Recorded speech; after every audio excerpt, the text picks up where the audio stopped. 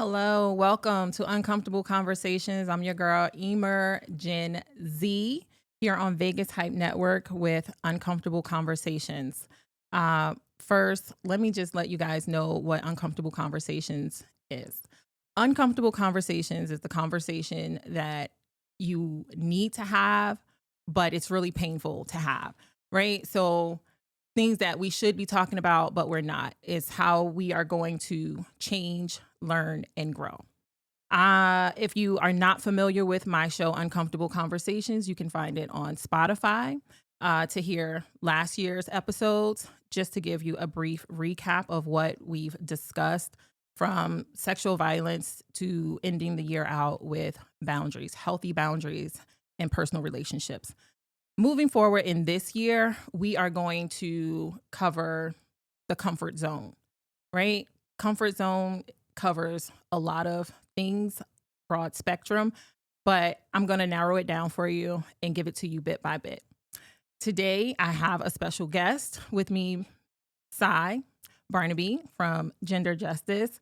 And Cy and I are going to go over some really uncomfortable conversations. Yes. Right. Yes, let's do it. Let's do it. Without further ado, here is Cy Barnaby. You want to go ahead and tell them a little bit about yourself, Cy? I'm damn excited to be here right now. I really am.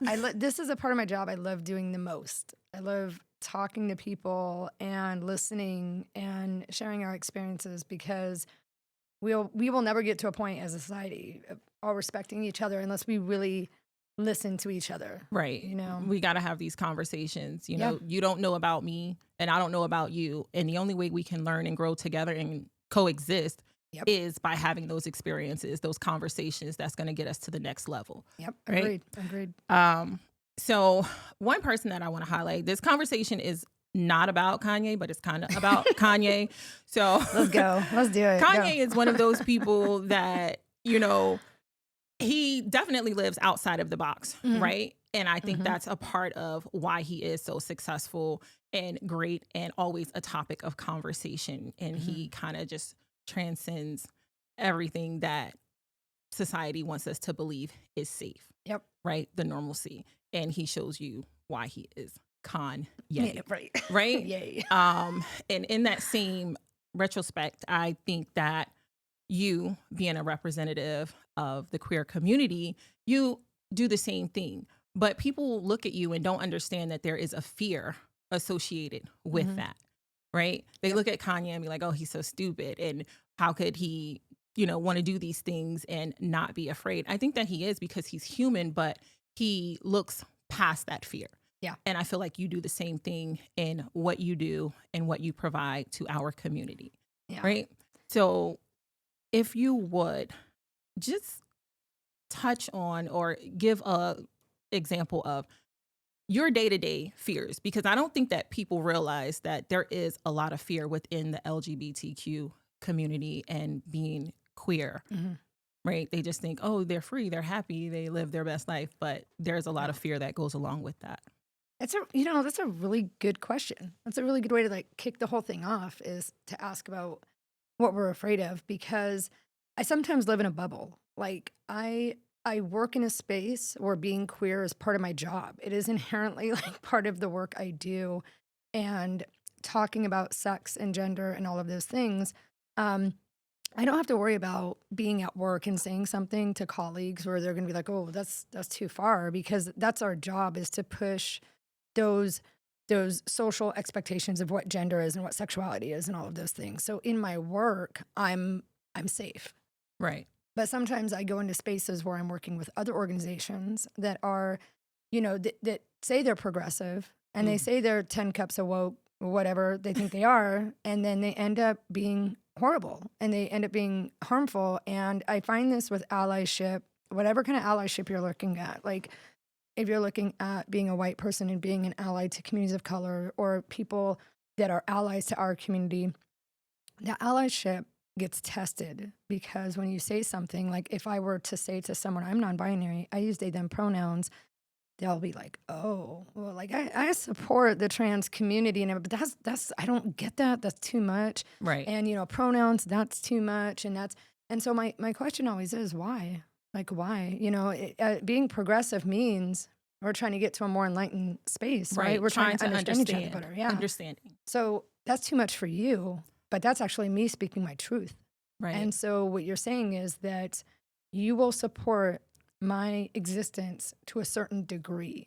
And, you know, and I hear this from even people in the queer community, to be honest, about the trans community of saying, you know, we have fought for marriage and we got marriage and we have fought for all these things, but now, trans folks want access to healthcare. That's too much.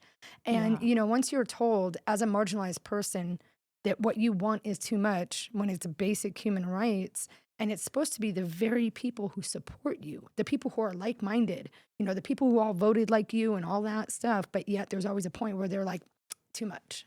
And that's when you know that they are not allies. They're just being performative with what they're saying and how they're addressing you. And then you have to think, what do they say behind your back about you? If they're going to say to your face, pronouns are too much. Right. You know? So I'm going to just jump in and just question right there, because I don't think that the people on the other side of that spectrum even realize that there is a conflict inside the LGBT community, right? Obviously, I'm on the other side of that, but I am an ally, as you know, like we work together. But there's things that I didn't know, like the conflict that you guys have. Oh my God, yeah. What is that like to be in the queer community, know what that relationship is for you, and still see other people in that still bash you? Yeah. Well, I mean, I think it's like any other community. We're not a monolith, you know, none of us represents all of us. And so, you know, for a lot of us, it's generational. You know, I'm in my 40s. So I remember at a time before we had equal marriage, you know, I remember, you know, fighting people just people respect my relationship and people to take that seriously. Because I remember when that was illegal. And I remember when sodomy laws were in place, when just being intimate with someone, you know, an adult, a consenting adult, could have you thrown in jail in this country. And I remember that time. So I think for some of us, when we're in marginalized communities and we grow older, sometimes we're jealous of the people who come after us because they didn't have to have that fight. Then the people above us are like, you youngins coming in and, talking about pronouns. We had to fight just to be able to wear a wig in public or something. So sometimes I think it's a generational thing. I also think sometimes there's a lot of gatekeeping when it comes to our community of people saying, well, I mean, and I see this not only in the trans community, but like just like LGB, right? People gatekeeping bisexual folks saying, but you married someone of the opposite sex, so you're not bi anymore. Like, no, that's not how that works. And there's a lot of judgment and gatekeeping that happens within our community. You're not gay enough, you're not trans enough, you're not femme enough, you're not all of these things. And it tears us apart. I mean, it is good to have discourse, right? It is good to recognize that we are different people and we come from different places. But when we're not respecting and affirming each other and our own identities, that's where it gets really awful. Absolutely. I know. So I have queer children, right? And I certainly attempt to respect and, you know, understand. But like you said, those generational differences, there's some things that I get and I understand and I respect, but there's other things that I'm just like, I just don't get it. I don't understand how that works, because there's non-binary, right? And then there's pansexual. I don't get it. But isn't it, you know what's so cool about all of it that I love? This is why I love my job. When I came out in 1997, okay, so this was a minute ago. I was in college and I remember coming out and you could be gay, lesbian, bisexual, or transgender. Like those were the 4 categorizations. And I remember thinking, well, I guess I was assigned female at birth. I guess I'm a lesbian. I guess I'm going to be like a very, what we would call like a soft butch, androgynous tomboy lesbian. And because that was the language we had. Those were the labels we had. That was it. So you had to fall into one of those You had categories. to, and even within the lesbian community, you were either a butch, or now what they would refer to as masc, short for masculine, or you were femme. You were a lipstick lesbian. That's what I was going to say, lipstick, because that's what I'm familiar with, lipstick lesbians. You were a lipstick lesbian, or you were like a butch lesbian, and like someone like me comes along, and you know, like a chapstick kind of, like, you know, like not butch, but also, and so we see this like diversity within these groups, right? And just in the past 5 years or so, we've really started to expand language rapidly. And that's, that's a testament to millennials and Gen Z saying, listen, like we want to put a name on who we are and not just be put in these broad categorizations. And I think it's a beautiful thing because that is the cornerstone of linguistics, that words move. We expand language to be more inclusive. Right. And this is with all communities. This is not just within the queer community, but all communities saying, listen, we're not just this one thing. We are varied in how we are, how we present ourselves and our relationships. And so now, can I just pause you right there? Yeah, because I think the audience needs to hear and get some very valid information. What exactly is your background and how, other than the fact that you are in the queer community, right? What do you represent and who do you represent that for?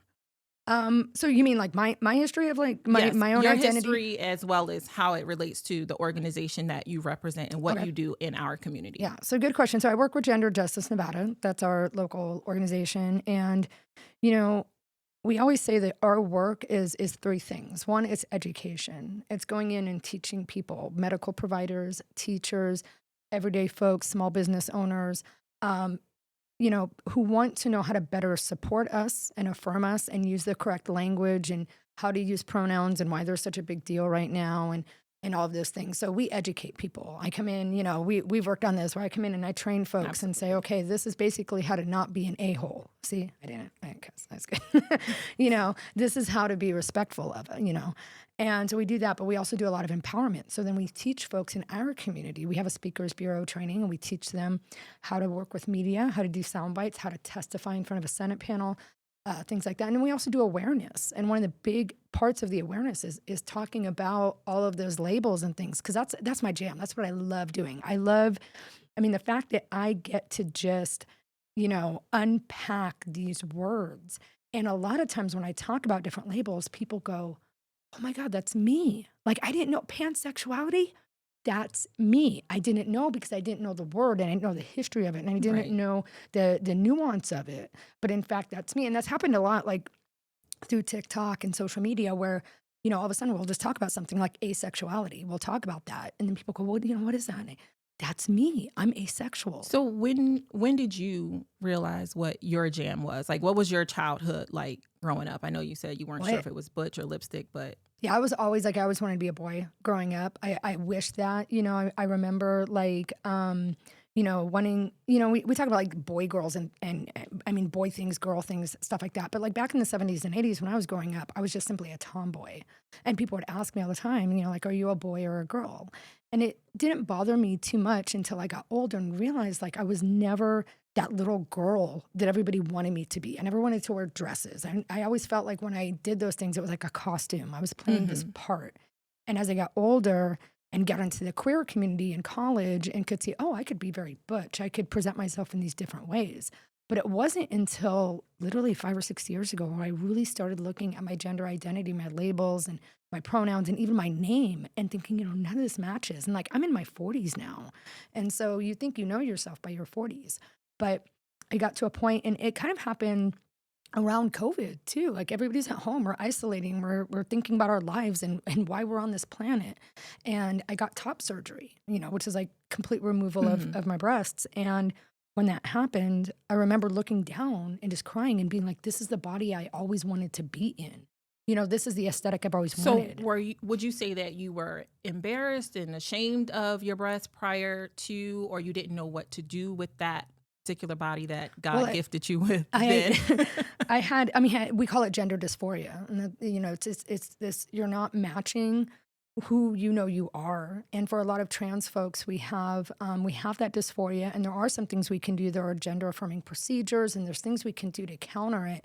But when it happens, you don't even want to, for me, I can only speak from my own experience. I didn't want to leave the house.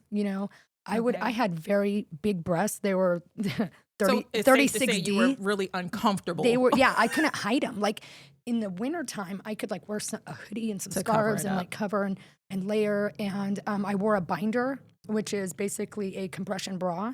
It kind of flattens them. But because they were so big, you could still see them. There was no hiding them. Yeah. Were you like bullied, picked on? Like, how was that growing up?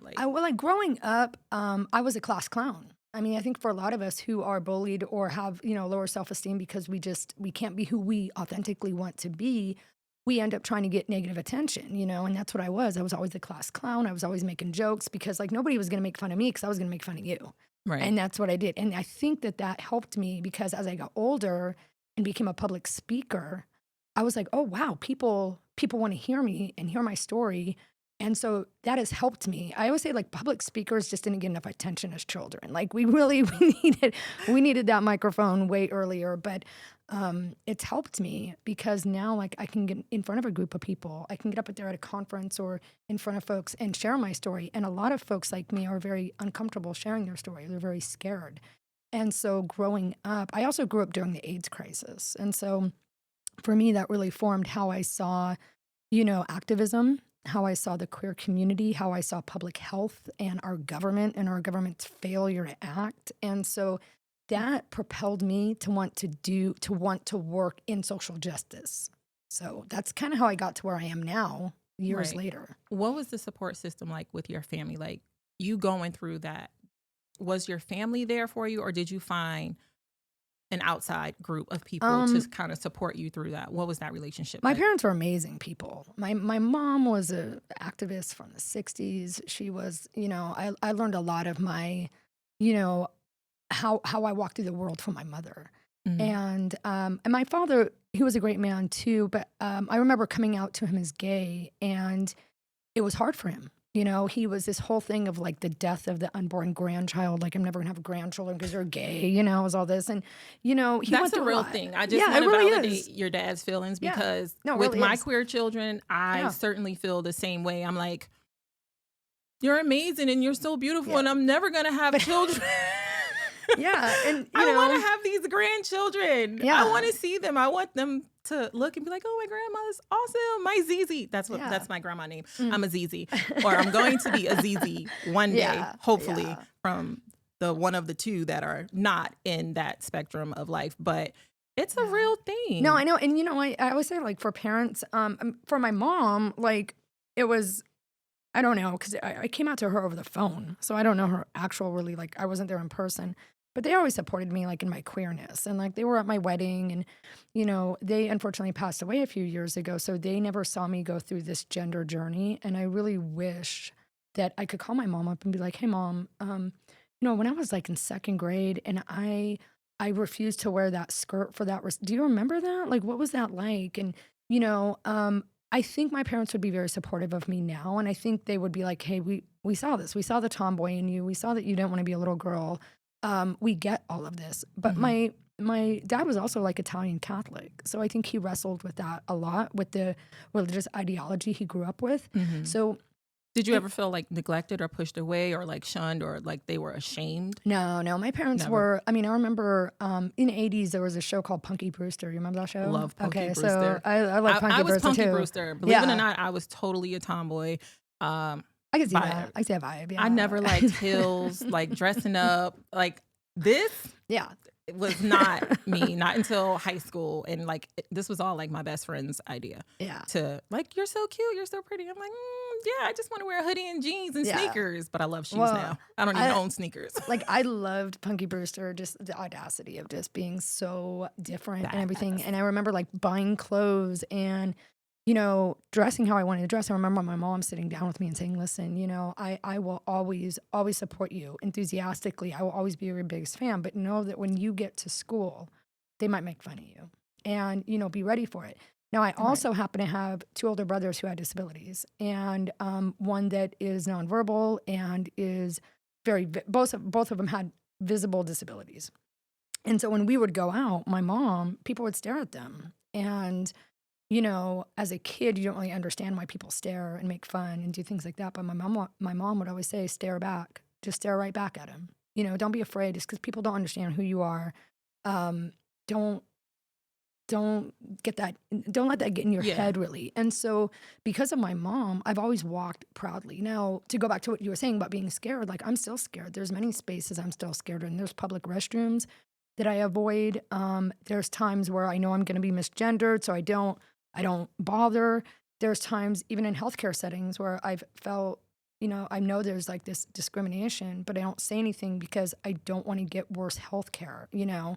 I mean, that happens all the time with us. And I think we don't talk about it enough, and the trauma that we kind of absorb from that. But because it's kind of my job too, to like be the face of this a lot, it's difficult. It really is. And it's a hard thing to try to convey to people like what gender dysphoria is or what it feels like when you're misgendered, or people say that because it's an empathy thing. Like if you don't know, you know, like I don't know what I don't know what racism is as a white person walking through the world. Like I'm not, you know what I'm saying? Like I don't have that lived reality. I can listen and I can go, man, that really sucks. But it's the same thing for like cisgender people who are not trans, to say, you know, when they're like, I don't know why a bathroom would give you so much anxiety. Like it gives me tremendous anxiety. So when do you feel like you found your group, your people that identified the same way that you identified? Well, I went to a performing arts high school. So, you know, performing arts high schools are just full of the outsiders, the freaks, the geeks, you know, and so I remember the fun people in life. The fun people, you know, and this was in the 90s. So like there was still a lot of sense of like people being closeted. But I remember, and this was at Las Vegas Academy right down the street here. And I remember just thinking like, man, these kids know who they are and they're living loudly. And so that helped. But also like I've been in the queer community 25 years. And so, you know, when we talk about chosen family, that's my chosen family, because most of my family is gone now. And, you know, I have my kids, I have my wife, I have her family, but it's the queer community that is there for you in ways that family can't be, because they understand what it's like, you know. Right. They understand like when a hate crime happens, you know, like what happened at Pulse nightclub and what happened at Q Club, you know, things like that. Like, it's very hard to convey to someone who's straight that how scary it is to be in a bar where you're surrounded by people who are like you, who, you know, you feel like there's this protection, this safety, and yet some dude is just going to walk in with a gun because he doesn't think that you deserve space on this planet. And it's a very scary thing right now. So, you know, yeah, it's one of those things where like we can have sympathy for each other, but to have that empathy, it's hard, right? Right. And that's a very big difference between sympathy and empathy. But so I'm just going to go into, when did you have like your first intimate sexual encounter, and what was that like? Oh my God, I love this. We're going there, huh? Yes, yeah, we're going there. I feel like this one like after hours shows. It's dark in here. I mean, you know, like in high school, I dated guys because it was like, that was, you know, heterosexuality has always been like this social norm. So you just kind of fall into it. Right. But I mean, I remember growing up and being like, guys, whatever, but not really knowing yet. Right. And then I get to college and I'm dating this guy and he's really wonderful. I don't know where he is anymore. I mean, we haven't stayed in touch. People are like, do you ever get a hold of Larry? And I'm like, I have no idea where he is. And so his name is Larry, huh? His name's Larry. And what's Larry's last name? Dude, what's so funny? I don't remember. I really don't remember. I mean, he was that unmemorable. You're forgettable. I mean, he was a really great guy. Good looking too. Like he could have easily been mistaken for Cuba Gooding Jr. Like the body. I mean, you remember him and Jerry Maguire? Like chocolate, huh? Okay. He's a good-looking guy. He was a very good-looking guy. And at the same time, Angelina Jolie had just started making her movies. It was like late 90s. So it was on like Girl Interrupted, Hackers, Foxfire. I remember watching these movies being like, I am so gay. I'm so like, that was my queer awakening. I remember watching these going, what am I doing messing around with Larry? Like that's what I want, you know? Her. Yeah. It was the lips for you. I feel so bad if Larry ever finds any of this out. But like, it's true. Like, it wasn't fitting. It wasn't like, I wasn't excited. It was, you know. Technically it didn't fit, or like. I mean, like all those things, romantically, emotionally, physically. And even when I was with guys in high school, I was like, is that all it is? It's like, you know, like, and I'm sure there are men who have gifts and everything. I never was with those men. And so Larry and I broke up and I came out. And I came out in March of 1997, which is a month before Ellen DeGeneres did.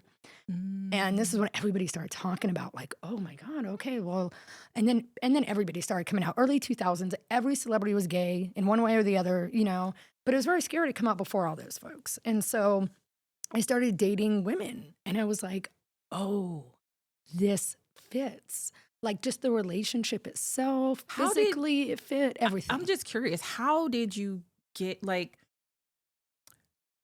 to the point where it was like, you just asked the girl out or you knew that that person aligned with you? Like, how do you just know that? It's funny. We call it like, it's like this glance. It's like, I mean, unless you're in a gay bar and then everybody's gay, like you're looking around and you're gay around, you know? But like, if you're in a space, you're not sure, it's like this glance that we have or this knowing that we have. And when it's funny, I talk about. Can you show us the glance? I need to know because I get hit on and I'm trying to see, I need to know if I'm giving off the glance or what's going on here. It's weird. It's something like you can't just do it. It's weird. Yeah. You can't Is it just like do I it. look at you like? It's kind of like that. The nod. Do you remember Joey on Friends when he'd be like, how you doing? Yeah. It's that, but it's a look. And so I'm gonna get this look. It's this, hey, I see you, you see me, you know. And like back in the day, because I talk a lot about gay history. I talk about back in the day how we used to have the Hanky Code. Do you know about the Hanky Code? No. You know about that? Okay. Enlighten me. So back in the day, I mean, I'm talking decades ago.